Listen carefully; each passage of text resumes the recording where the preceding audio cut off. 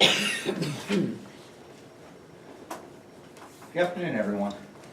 Today, we're going to be talking about the next phase of how you build a project team and put everything together.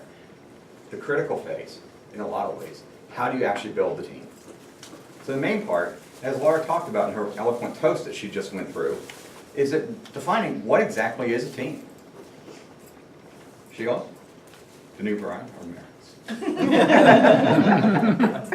A team is a group of people that have a common purpose and work together to achieve a goal. She read the book. That is exactly what Toastmaster says. Quote, it is a group working together to accomplish specific common goals. I think we're all used to that. The only time a team doesn't really work, for those of you who have kids, for those of you who will eventually have kids, you will learn this firsthand, is early in the morning when you're getting your kids ready for school. There, the concept of team does not work. It is purely autocratic and dictatorial. However, we are not here to talk about that. What we're going to talk about today are the benefits of building a team. Why do you have to have this, and what do you really get out of this? How does it make you better as a leader? We at Toastmasters, over the last few years, have moved from just pure talking about communications to where leaders are made. And the reason for that is that ultimately, when we sit here in this room, we're looking towards a common goal. We're looking towards building not just our communication skills, but our leadership skills. That's what the roles are. That's what the table topics are. That's what the prepared speeches are. And eventually, it's also what all of our leadership positions are at the club, the area, and the district level. It's to really focus on that and realize that we aren't just getting better at speaking, we're actually getting better at working together as a team and learning how to lead as a team. With that in mind, the big thing on the outside world is what are the corporate benefits? Basically, it is providing a knowledge and skills to accomplish the goals of the organization. That sounds so dry. What does it really mean, though? To me, to the teams that I have, and in my 18 years of experience as a project manager, it's bringing together and solving your individual project goals. And those projects could be very small. They could be a day or two in length, or they could be multi-million-dollar efforts that last over years and years. They could be as simple as organizing a club meeting, or they could be bringing together a global organization to reach your goals. And ultimately, though, you've got to have this team. You've got to be able to think creatively and create better productivity. That kind of goes without saying. Eventually, where we're getting in society is that you can't just sit around and want to assume something and accomplish it. What you want to be able to do is make it better, have higher, what we call in the business world, return on investment. And that means being more productive, more streamlined. As an industrial engineer, for me, what I do in my career now is look at a process. We take our project teams, we tear a process apart, and we try to rebuild that process and make it more efficient. And it may not just be a cost savings, it could be a time savings, or just a level of comfort and stress, a lowering of the risk value that you have. What are the real benefits to me as a leader? What I really get out of having a good project team is I get some time. In the academic world, it's called white space. So you sit out here, we have a student, and the idea is that you learn in class, but then you have white space between class to actually think about the learning, to think about what you've done, to kind of take it into your body. Don't worry about all the somersaults and all the other things that are going through your head, and actually put it together and ponder what's going on. In the business world, in a project team, what it gives a project manager is a chance to actually sit back there and think about all those issues, all those risks, all those little details that if they don't have a good project team around them, they're not going to achieve. You'll miss things. All of a sudden you'll realize you'll get done with the whole issue, and just think of what Chevy and GM, or GM has been going through for the last 6 months. They never thought of the second and third and fourth order risks of not fixing the ignition switch. It was a 20-cent part.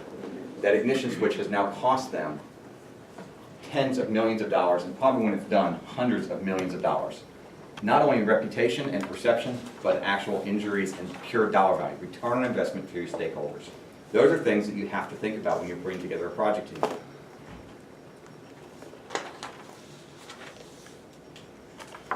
Organizing the team. Selecting team members. The very first thing. What is the reality? What Toastmasters will tell you is that it's really great to select the best team members. What you want to do, and I will read you exactly what Toastmasters states. To them, it is somebody who is competent, who is reliable, motivated, hardworking, intelligent, collaborative. 6 items. What's the the 7th item that's left off their list? Anybody? Available. Available. And that is a huge risk. I would love to have a team that had all 6 of those criteria and availability. The reality is I am never going to have that. We never get the exact team that we want. And a lot of times we never even get a choice on the team we get in the first place. If we look at this Toastmasters meeting, if I came in here and said, I'm going to create a Toastmasters club, and this is the 6 criteria I want, in the end I'll kind of get it, but I had no idea that all 3, 6, 9, 12, 13 of us in this room were going to create that team that creates today's meeting and has made it successful. So I go into it and I have to take what the capabilities are as a project leader, and I have to mold that into a team. And that's what we're going to talk about for the next 7 to 8 minutes, is how do we actually mold that team? Not just to take what the ideal is, but to actually take things when they're less than ideal or unknown, and then mold them. And we'll come back to this at the very end of the presentation and talk a little bit about David Tuckman. Probably most of you don't remember the name, but you actually remember where it is. We'll come back to that process in a little bit. The first part of really organizing a team as a leader, though, is you have to realize what your goals and objectives are. What do I have to achieve with this project? And what's a project? Kim? Good thing it was before it was in my mouth. Well, I could have done Carl, but he actually wasn't eating. Okay, well, a project that is something that you are working towards. Usually it's something that is a very hard word to define. It's a, It has a defined beginning and end. It has a Yeah. beginning and an end, and according to the Program Management Institute, it actually is an endeavor. The reality is, it is a task that you're trying to achieve that has a beginning and end. And that's it. It's really quite simple. We have projects that we do all the time. Getting breakfast, getting the kids off to school, driving to work, coming to a Toastmaster meeting, successfully holding a Toastmaster meeting. These are all projects unto themselves. The difference between a project and an organizational job is that it's repetition. Organizational operations are things that occur daily, over and over again. It's repetitious. A call center operation where you're constantly operating and answering the phone. A project has to have a start and a finish. So when you're looking at the goals and objectives, you have to understand, what am I trying to achieve? What are the goals? But more importantly, to me, when I'm a project leader and I'm trying to create a team, what is the intent? What exactly is this project supposed to achieve? Because if I don't understand the intent, I can't explain that intent to you, and you won't be able to execute that. And we will have problems communication-wise down the road. I have to establish the parameters. That goes back to intent. What is it I'm trying to achieve? What are these long list of items I have to do? In the software field, that list could be 100 items long. Because each of you, if I put a piece of software in front of you, Microsoft Word, each of you is going to have a different thing that you want to accomplish with that program. Because each of you have worked with it, and each of you knows, this is something that I want to see changed. And all those lists will then go back, and when we do a software upgrade, we have to take that and we have to prioritize that. We have to set the parameters. We have to develop a plan. So we sit down with the team, we get the team together, and we have to have a kickoff meeting at some point, and we have to define, what is it that I'm actually going to do here, and what's the plan? What is the schedule? What are the risks? What are the issues? We're not going to get this all in one meeting. It's not going to take 10 minutes, and it's not something that I can drive. It's something I can lead as a project manager, but it's not something that I can eventually set. The team has to buy into it. I can give all the parameters, but generally, what I have found in my career, to be successful, the more I give detail-wise of how to skin the cat, the less likely I am to get the project done on time and on schedule and within budget. And more specifically, the more work I end up bringing home or not coming home myself because we're behind schedule. You have to assign roles and responsibilities. A lot of times, that's really just given. We know what the roles and responsibilities are, and we have to kind of pick and choose. But usually, project teams, you have that coming in. If you don't know what the role and responsibility is, then you have to look at the strengths and skills. That's a different discussion within the series to actually how you actually go about identifying people, working with them. So we can talk about that at another presentation we go through. Establishing the measurements. Measurements are really, what are the indicators that my project is successful? Am I done? And then you have to build team trust. If you don't trust me and I don't trust you, we're never going to be able to get through this and we'll have a lot of frustration. Ultimately, to be successful, I have to share my power. I have to be willing to give up some control for the greater good of the team and let others do their own work and have their own way of doing it. I can't micromanage. And most of us, I think, have always been in an organization with micromanagement. I have to train the team. Now, I'm not going to go through each of these items on here because I think all of you can read this pretty well.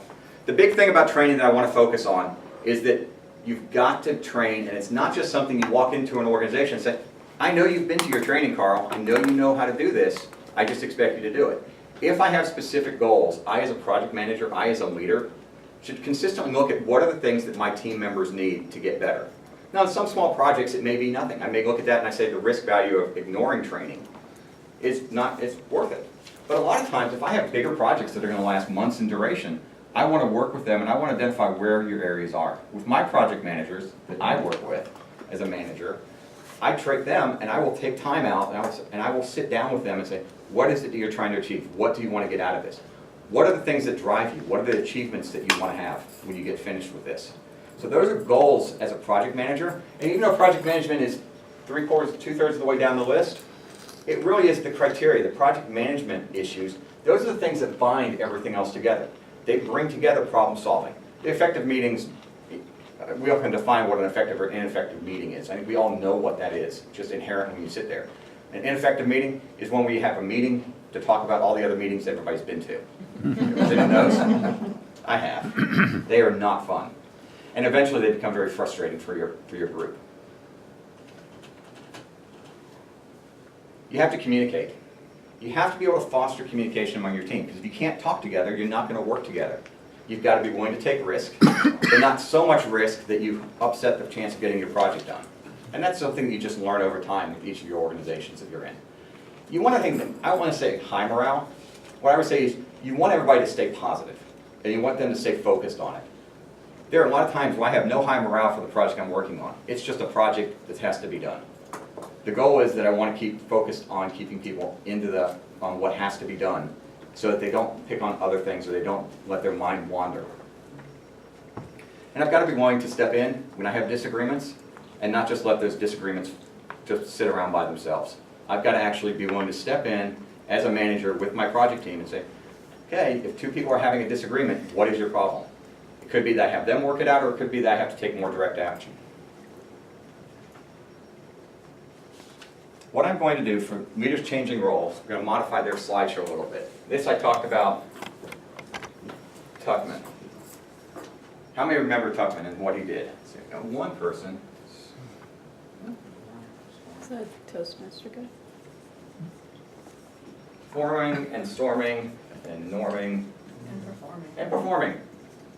So really quickly, the last thing we're going to talk about are what do you go through with this? Forming. Basically, you have a bunch of X's. Each of you are an X.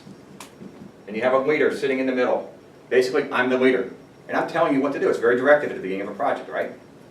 Over time, that storming side, you still have all these X's on the outside. But now what's happening is we're all talking back and forth. We may agree or may disagree, but we're all communicating to each other. When we get to norming, still have those X's.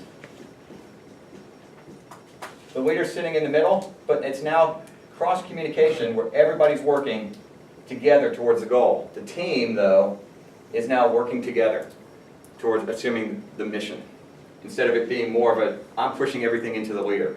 And then a performing team, all those X's are still there, but where's the leader now? On the outside. On the outside with the X's, because they are willing to step in and let anybody else take responsibility. You don't stay in this thing the entire time from start to finish. You can move from a forming team to performing and then all of a sudden be back at forming. Why? Because you have one person leave your team. One change, and it can affect everything. And that's something you always have to realize, is that this is not a linear process from start to finish. So in the long run, if we want to talk about this more, again, there's talking about visionary and leadership, and I think that's a lot of what this applies to. That's actually, again, another one of the series speeches here that we'll come back to at another date. Ultimately, in conclusion, selecting carefully, what I would phrase is it's not necessarily selecting carefully, it's understanding what your project is.